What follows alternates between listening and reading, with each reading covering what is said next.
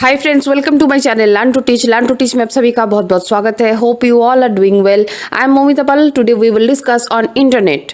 आज का ये वीडियो बहुत ही एक इम्पॉर्टेंट वीडियो है क्योंकि ये जो कंप्यूटर के सेक्शन से जो नॉलेज ऑफ आईसीटी का जो सिलेबस में इंटरनेट जो आता है, तो हर एक क्वेश्चन हर एक कम्पिटिटिव एग्जामिनेशन के लिए बहुत ही इंपॉर्टेंट एक वीडियो है जो कि हर एक कम्पिटिटिव एग्जामिनेशन में जो बैठता है वैसे स्टूडेंट को ज़रूर देखना चाहिए। और प्रीवियस जितने भी वीडियोज़ अपलोड है उसके थ्रू भी आप जाइए, उसमें डिफरेंट टॉपिक्स के ऊपर मॉक टेस्ट के ऊपर बहुत सारे वीडियो ऑलरेडी अपलोडेड है चैनल में। वो चैनल में जो सब कुछ देखने के लिए डिस्क्रिप्शन बॉक्स में आप जाइए, वहाँ से आपको प्लेलिस्ट का लिंक मिल जाएगा। तो चलिए स्टार्ट करते हैं आज का इस वीडियो जो कि बहुत ही इंपॉर्टेंट है, जो कि प्रीवियस ईयर क्वेश्चन ईयर से उठा के ये क्वेश्चन आंसर सेशन ये बनाया गया है आज का ये वीडियो। तो चलिए स्टार्ट करते हैं।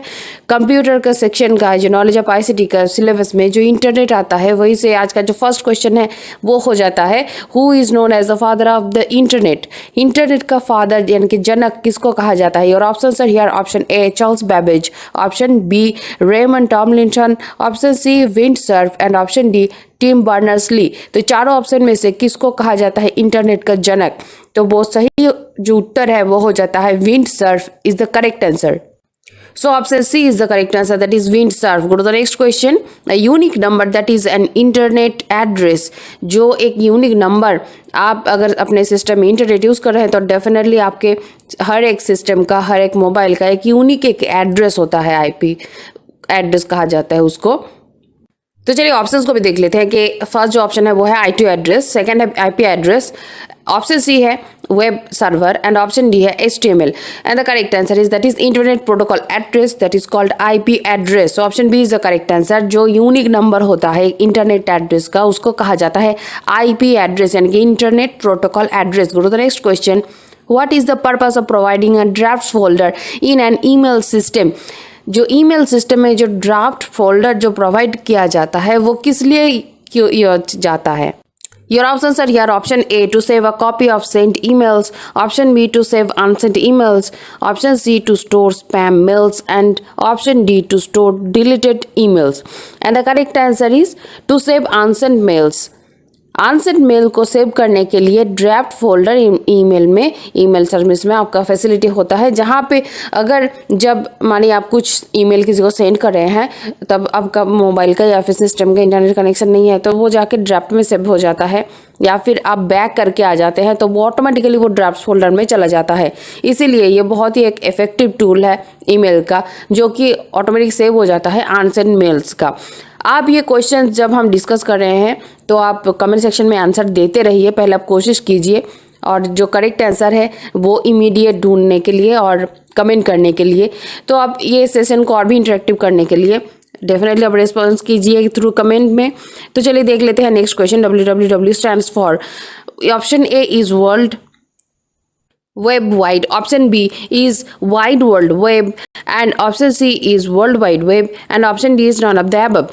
So the correct answer is www stands for World Wide Web. So option C is the correct answer, World Wide Web. Go to the next question, that is the appearance of the particular dash may vary slightly depending upon the browser used. The appearance of the particular dash वो क्या होता है जिसका appearance vary होता है slightly depending upon the browser used, जो आप browser use करते हैं उसके ऊपर।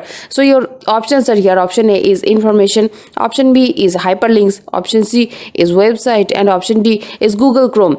And the correct answer is that is depend on website. So the appearance of the particular website may vary slightly depending upon the browser used. So option C is the correct answer, that is website. Go to the next question. TCP stands for. TCP stands for, your options are here. Option A transform control protocol, option B transistor control protocol, option C transmission control protocol and option D transmission communication protocol. So the correct answer is TCP stands for transmission control protocol. So option C is the correct answer, transmission control protocol. Go to the next question. Dash is a web server that collects data from other web servers and put it into a database. It provides links to a page that contain the object of your search. Your options are here. Option A HTTP, option B FTP, option C browser and option D search engine.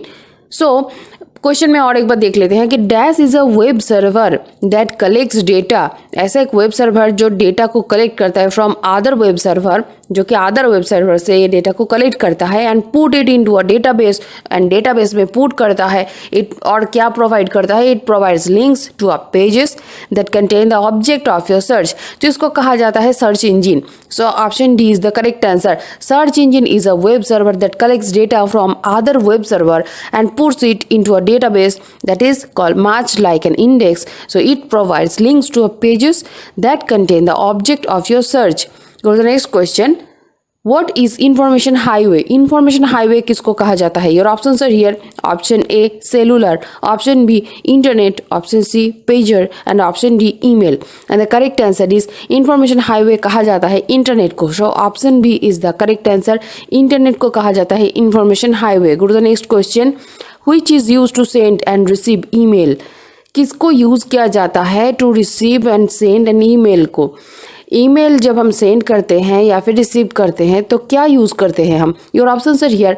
Option A SMTP और simple mail transfer protocol, option B TCP और transmission control protocol, option C UDP और user datagram protocol और option D FTP file transfer protocol.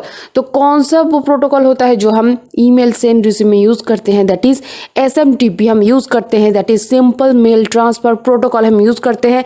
ये full form में ही आपको पता चल जाएगा कि ये ईमेल में से यूज़ होता है. इसके फुल फॉर्म में ही मेंशन है that simple mail transfer protocol.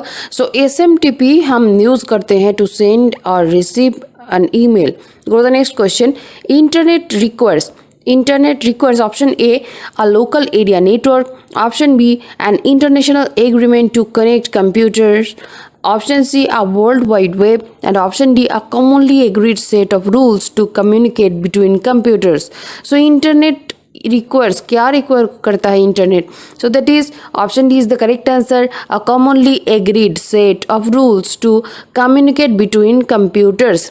So this is the correct answer.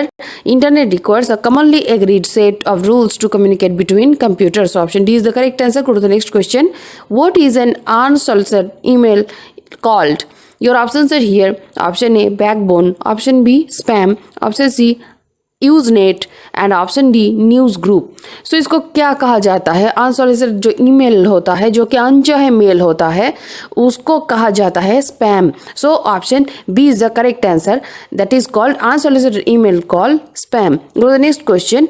XML stands for your options are here. Extended marking links, option B excellent markup language, option C markup language and option D extensible markup language. So the correct answer is XML stands for extensible markup language. Extensible markup language stands for XML. तो ये था आज का video. ये video अगर आपको पसंद है तो लाइक शेयर सब्सक्राइब जरूर कीजिए. चैनल में नए हैं तो सब्सक्राइब जरूर कीजिए. इसके साथ ही साथ बेल आइकन को भी प्रेस कीजिए ताकि आपको जल्द नोटिफिकेशन मिले इंपॉर्टेंट वीडियो अपलोड पर. तो चलिए मिलते हैं अगले वीडियो में. तब तक के लिए ऑल द बेस्ट.